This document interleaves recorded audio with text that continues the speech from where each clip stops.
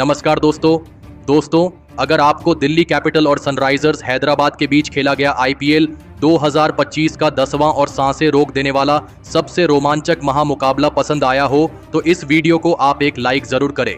इस वीडियो का like target 400 like है, तो इस वीडियो को आप दिल से लाइक जरूर करें। दोस्तों, आईपीएल 2025 के 10वें और एक और सबसे रोमांचक महामुकाबले में आईपीएल इतिहास की दो सबसे बड़ी टीमें एक दूसरे से भिड़ी। इस बार अक्षर पटेल की दिल्ली कैपिटल्स के सामने पैट कमिंस की सनराइजर्स हैदराबाद की टीम खड़ी थी। इस रोंगटे खड़े कर देने वाले महामुकाबले में हैदराबाद के कप्तान पैट कमिंस ने टॉस जीता और पहले बल्लेबाजी का फैसला लिया और दिल्ली की टीम को पहले गेंदबाजी के लिए आमंत्रित किया। उसके बाद रनों की बारिश करने के इरादे से हैदराबाद के दो दिग्गज ओपनर बल्लेबाज मैदान में उतरे। अभिषेक शर्मा और लाजवाब फॉर्म में चल रहे ट्रेविस हेड के कंधों पर इस महामुकाबले में अपनी टीम को एक विस्फोटक ओपनिंग शुरुआत दिलाने की बहुत ही बड़ी जिम्मेदारी थी और मैदान में उतरते ही ट्रेविस हेड ने अपने बल्ले से दिल्ली की गेंदबाजी पर बड़े शॉट खेलना शुरू कर दिया और पारी के पहले ही ओवर में मिचेल स्टार्क को दो लगातार चौके लगाकर अपना खाता खोला। लेकिन उनके साथ बल्लेबाजी कर रहे अभिषेक शर्मा इसी पहले ओवर में एक गलत रन लेने के चक्कर में विपराज निगम के हाथों रन आउट हो गए। अभिषेक शर्मा इस मुकाबले में एक गेंद में बस एक ही रन बना पाए। अभिषेक शर्मा के पहले ही ओवर में आउट हो जाने के बाद अब ईशान किशन बल्लेबाजी के लिए मैदान में उतरे थे, लेकिन नए बल्लेबाज ईशान किशन को भी मिचेल स्टार्क ने ट्रिस्टन स्टब के हाथों कैच आउट कर दिया। ईशान किशन इस मुकाबले में 5 गेंद में बस 2 ही रन बना पाए। दिल्ली की खतरनाक गेंदबाजी ने हैदराबाद के 2 लगातार विकेट निकालकर हैदराबाद की बल्लेबाजी को शुरुआत में ही दबाव में डाल दिया था। अब बल्लेबाजी के लिए नीतीश कुमार रेड्डी मैदान में उतरे थे, लेकिन मिचेल स्टार्क ने नीतीश कुमार रेड्डी को भी अपने इसी ओवर में अक्षर पटेल के हाथों कैच आउट कर दिया। नीतीश कुमार रेड्डी तो इस मुकाबले में अपना खाता भी नहीं खोल पाए। मिचेल स्टार्क की घातक गेंदबाजी के सामने हैदराबाद का बड़े से बड़ा बल्लेबाज भी अब नाकामयाब हो चुका था। हैदराबाद की बल्लेबाजी अब इस मुकाबले में मुश्किल में थी। अब मैदान पर अनिकेत वर्मा आए थे और फिर ट्रेविस हेड और अनिकेत वर्मा ने मिलकर यहां से हैदराबाद की पारी को संभालने की पूरी कोशिश करी, लेकिन तभी अपना अगला ओवर डालने आए मिचेल स्टार्क ने फिर एक बार कमाल करके दिखाया और हैदराबाद की टीम के लिए लाजवाब बल्लेबाजी कर रहे ट्रेविस हेड को ही केएल राहुल के हाथों कैच आउट कर दिया। ट्रेविस हेड इस मुकाबले में 12 गेंद में 22 रन बनाकर आउट हो गए। मिचेल स्टार्क की इस अविश्वसनीय गेंदबाजी के सामने हैदराबाद का टॉप ऑर्डर पूरी तरह नाकामयाब हो चुका था। पूरी हैदराबाद की बल्लेबाजी अब बैकफुट पर थी, लेकिन अब बल्लेबाजी के लिए हेनरी क्लासेन मैदान में उतरे थे और फिर यहां से हेनरी क्लासेन और अनिकेत वर्मा ने एक महत्वपूर्ण साझेदारी दिल्ली की गेंदबाजी के सामने बनाना शुरू कर दिया। दोनों ही खिलाड़ी इस मुकाबले में गजब के फॉर्म में नजर आ रहे थे। हेनरी क्लासेन और अनिकेत वर्मा की इस महत्वपूर्ण साझेदारी ने अब धीरे धीरे हैदराबाद की टीम को इस मुकाबले में वापसी करवा दी थी। अब दोनों ही खिलाड़ी इस मुकाबले में पूरी तरह सेट हो चुके थे और दिल्ली की गेंदबाजी पर लगातार बड़े शॉट खेल रहे थे।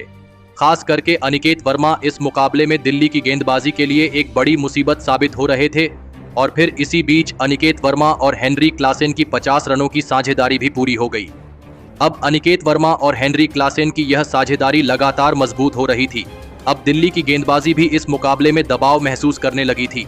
अनिकेत वर्मा और हेनरी क्लासेन ने मिलकर अब अपनी टीम को 114 रनों पर पहुंचा दिया था, लेकिन तभी पारी का 11वां ओवर डालने आए मोहित शर्मा ने खतरनाक बल्लेबाजी कर रहे हेनरी क्लासेन को विपराज निगम के हाथों कैच आउट कर दिया।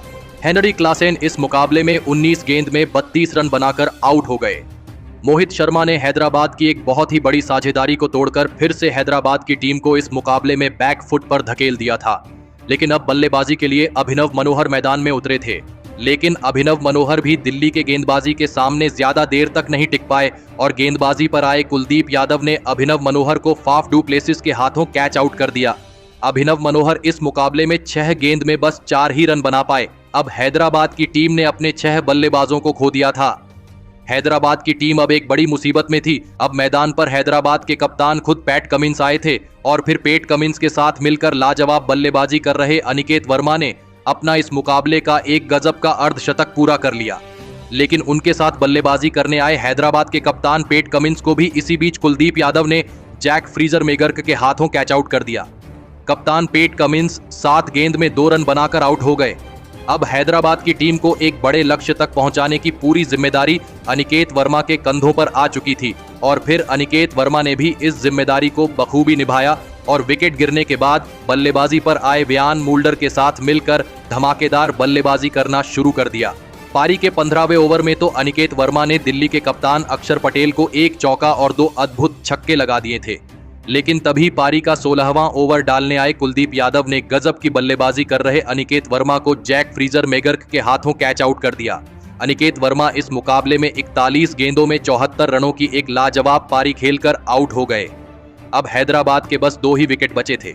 बल्लेबाजी के लिए हर्षल पटेल मैदान में उतरे थे और फिर हर्षल पटेल और व्यान मूल्डर ने अंत में थोड़े बहुत रन बनाए, लेकिन पारी का 19वां ओवर हैदराबाद की बल्लेबाजी के लिए अंतिम ओवर साबित हुआ और इस ओवर में गेंदबाजी पर आए मिचेल स्टार्क ने हर्षल पटेल को अक्षर पटेल के हाथों कैच आउट कर दिया। हर्षल पटेल ने इस मुकाबले में 9 गेंद में 5 रन बनाए। अब हैदराबाद के अंतिम विकेट के रूप में मोहम्मद शमी मैदान में उतरे थे, लेकिन मिचेल स्टार्क ने अपने इसी ओवर में दूसरे छोर पर बल्लेबाजी कर रहे व्यान मूल्डर को भी फाफ डू प्लेसिस के हाथों कैच आउट कर दिया और इसी के साथ हैदराबाद की बल्लेबाजी खत्म हो गई। लेकिन इसके बावजूद हैदराबाद की टीम ने 163 रनों का एक बड़ा लक्ष्य दिल्ली की टीम के आगे रखा। उसके बाद हैदराबाद से मिले 164 रनों के विशाल लक्ष्य का पीछा करने दिल्ली के 2 दिग्गज ओपनर बल्लेबाज मैदान में उतरे। जैक फ्रेजर मैगर्क और फाफ डू प्लेसिस के कंधों पर इस महामुकाबले में अपनी टीम को एक शानदार ओपनिंग शुरुआत दिलाने की बहुत ही बड़ी जिम्मेदारी थी और दिल्ली की इस ओपनिंग जोड़ी ने मैदान में उतरते ही धमाकेदार बल्लेबाजी करना शुरू कर दिया। खास करके फाफ डू प्लेसिस इस मुकाबले में गजब की बल्लेबाजी कर रहे थे। पारी के तीसरे ओवर में गेंदबाजी पर आए मोहम्मद शमी को फाफ डू प्लेसिस ने 2 चौके और एक गजब का छक्का लगा दिया था, तो वही उनके साथ बल्लेबाजी कर रहे जैक फ्रेजर मैगर्क भी इस मुकाबले में बेहतरीन बल्लेबाजी कर रहे थे। दोनों की इस साझेदारी ने शुरुआत से ही हैदराबाद की गेंदबाजी को दबाव में डाल दिया था। दिल्ली की यह ओपनिंग साझेदारी लगातार मजबूत होती जा रही थी, जिसने हैदराबाद के कप्तान पेट कमिंस की परेशानियों को बहुत ही ज्यादा बढ़ा दिया था और फिर इसी बीच इन दोनों की इस ओपनिंग साझेदारी ने 50 रनों का आंकड़ा भी पार कर लिया। अब हैदराबाद की गेंदबाजी इस मुकाबले में बहुत ही ज्यादा दबाव में थी और फिर इसी बीच लाजवाब बल्लेबाजी कर रहे फाफ डू प्लेसिस ने अपना इस मुकाबले का एक धमाकेदार अर्धशतक पूरा कर लिया।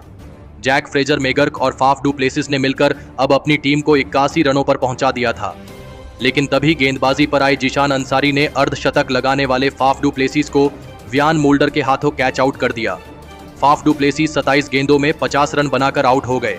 फाफ डू प्लेसिस की इस धमाकेदार पारी के खत्म हो जाने के बाद अब बल्लेबाजी के लिए अभिषेक पोरेल मैदान में उतरे थे, लेकिन उनके साथ बल्लेबाजी कर रहे जैक फ्रेजर मैगर्क ने इसी विकेट वाले ओवर में जीशान अंसारी को 2 चौके और एक लाजवाब छक्का लगा दिया था।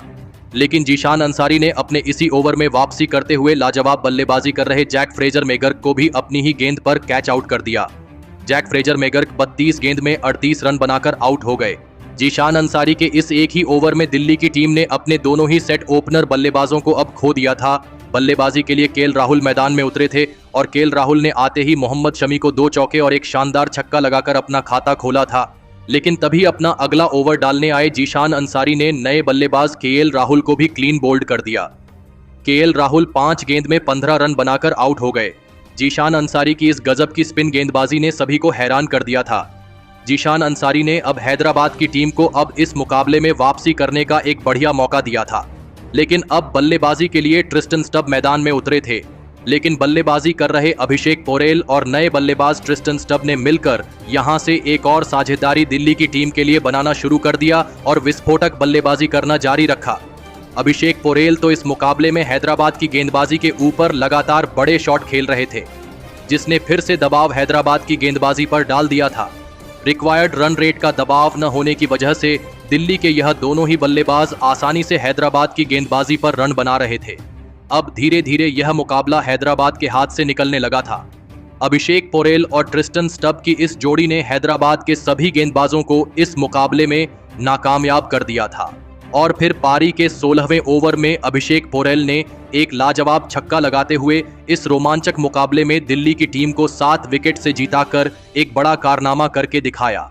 दोस्तों, हैदराबाद की टीम को दिल्ली की टीम ने गेंदबाजी से लेकर बल्लेबाजी में भी पूरी तरह पछाड़ दिया, लेकिन दोस्तों हैदराबाद के खिलाफ मिली दिल्ली की इस जीत के असली हीरो साबित हुए उनके तेज गेंदबाज मिचेल स्टार्क, जिन्होंने इस मुकाबले में ऐसी अविश्वसनीय गेंदबाजी करके दिखाई जिसने सभी को हैरान कर दिया।